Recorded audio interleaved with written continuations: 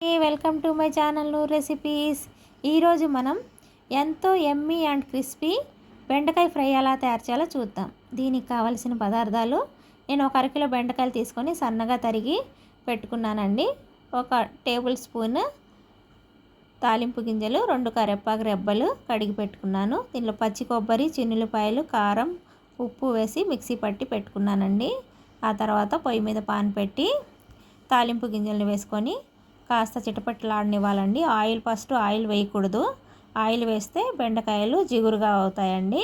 Oil వేయకుండా తాలింపు గింజలు చిటపటలాడాక మనం తీసుకున్న బెండకాయలను వేసుకొని మీడియం ఫ్లేమ్లో ఒక 5 నిమిషాల పాటు వేగనివ్వాలి.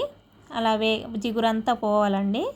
జిగురు పోయిన తర్వాత మనం ఒక 2 టేబుల్ స్పూన్ల ఆయిల్ వేసుకోవచ్చు. దీనికి ఆయిల్ ఎక్కువ పట్టదండి, చాలా ఈజీగా అయిపోతుంది ఫ్రై కూడా. 2 టేబుల్ స్పూన్ల ఆయిల్ వేసుకొని ఒక 1/2 టేబుల్ స్పూన్ పసుపు వేసుకొని మీడియం ఫ్లేమ్లో ఒక 5 నిమిషాలు బాగా కలిపి మీడియం ఫ్లేమ్లో ఒక 5 నిమిషాల పాటు వేగనివ్వాలండి. వేగిన తర్వాత మనం తయారు చేసి పెట్టుకున్న పచ్చి కొబ్బరిని వేసుకొని బాగా కలుపుకొని మీడియం ఫ్లేమ్లో ఇంకొక 5 నిమిషాల పాటు బాగా వేగనివ్వాలి. చూసారు కదా, చాలా క్రిస్పీగా ఉంటుంది, జిగురు అంతా పోయిందండి. ఆ తర్వాత కరివేపాకు వేసుకొని ఒక 2 మినిట్స్ పాటు బాగా కలుపుకుంటే ఎంతో టేస్టీ అండ్ యమ్మీ క్రిస్పీ బెండకాయ ఫ్రై తయారవుతుందండి. ఇది చాలా బాగుంటుంది, ఒకసారి ట్రై చేసి చూడండి. పిల్లలు కూడా చాలా ఇష్టంగా తింటారు.